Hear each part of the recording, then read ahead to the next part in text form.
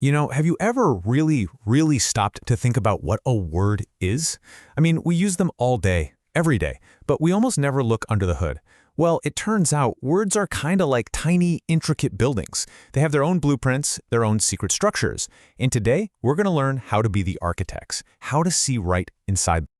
So, here's the game plan. We'll start by questioning what a word even is. It's more complicated than you think. Then we'll meet the morpheme, which is like the fundamental atom of language. From there, we'll see how these atoms build bigger things, solve a really cool linguistic puzzle, and wrap up by looking at all the creative ways our language is still being built today. All right, let's dive right in. First up, the secret life of words. We're about to pull back the curtain on the language we think we know so well. Okay, so this seems like the simplest question in the world, right? But for people who study language, for linguists, it's actually a huge headache. Is run the same word as running? What about ran? It gets messy fast. To really get a grip on it, we need a better toolkit. And here's that toolkit. Linguists actually use 3 different terms to be super precise. First, you've got the word itself. That's the physical thing you see or hear, like running, ran, or runs. Then you have the lemma, which is basically the dictionary version, the one you'd look up. For all of those, it's just run. And finally, the lexeme is the big abstract idea that covers all those forms, the core concept of run. It's just a much cleaner way to talk about language. So the field that actually studies this internal architecture of words, that's called morphology. Think of it as the grammar inside the word. And that's exactly what we're digging into today. This is where we find the blueprints. Okay, so if words are the buildings, what are the actual bricks they're made of? Well, it's time to meet the morpheme. So a morpheme is the absolute smallest piece of a language that has any meaning. You just can't break it down any further. Think about the word book. That's one morpheme. Break it down into B-O-O-K and you just have letters, no meaning. But what about books? That has 2 morphemes, book and that little S, which has a very clear meaning, more than one. See? Let's try a bigger one, teachers. It's built in layers, like a little Lego creation. You start with the core piece, the morpheme, teach. Then you snap on which means one who does something. Now you have teacher. Then you add the final piece, s, which means plural.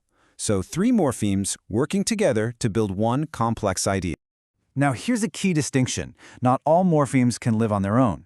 The ones that can are called free morphemes. Book, happy, run. They're perfectly fine being words by themselves. But then you have bound morphemes, like un, or s, or nis. These guys are a little codependent. They have to be attached to another morpheme to work. They can't just be a word on their own. Okay, section 3, the building blocks. Now that we know what morphemes are, let's look at the different jobs they have. We're talking about roots and affixes.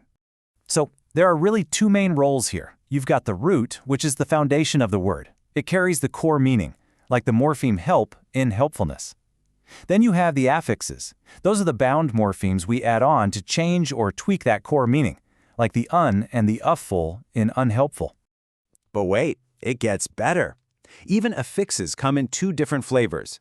Derivational affixes are the real power players. They create entirely new words, and they can even change a word's job, like turning the adjective happy into the noun happiness.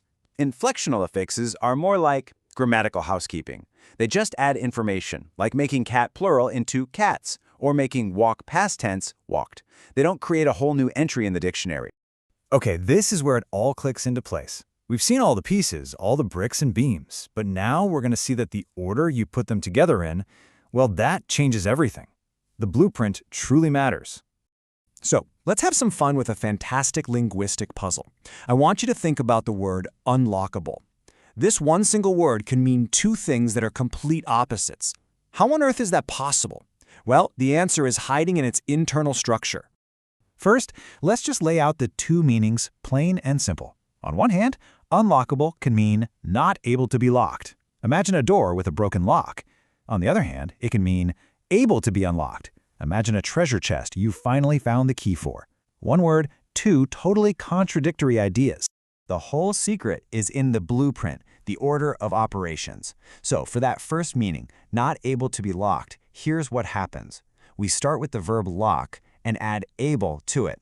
That makes the adjective lockable. Then we add the prefix on, which means not.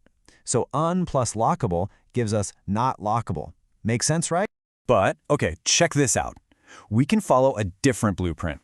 What if we start with the verb lock, but this time we add un first? That gives us the new verb unlock, right? Then we attach able to the end of that. So unlock plus able gives us able to be unlocked. Do you see? It's the exact same three pieces, but a different assembly order gives us a totally different meaning. How cool is that? And beyond that kind of amazing structural magic, our language is constantly playing around, coming up with new architectural styles to build new words. Let's look at a few really common ones.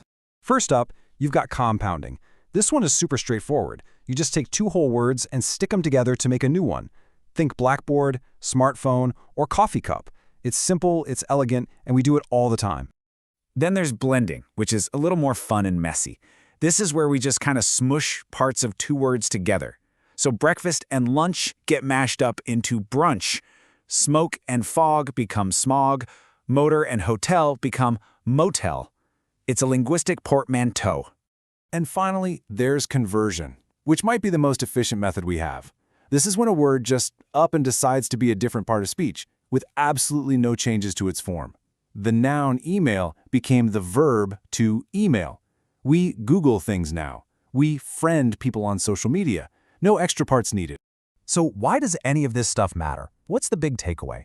Well, understanding morphology is like getting a linguistic superpower. You start to see the hidden patterns that connect thousands of words. This means you can expand your vocabulary way faster, and when you see a big, scary, complex word you've never seen before, you can analyze it with total confidence. It literally makes you better at reading, writing, and learning any language. The real point here is that language isn't just a giant list of words you have to memorize. It's a system. It's an intricate, beautiful system that you can actually understand. And now that you can see this internal architecture, you're going to start noticing it everywhere you look.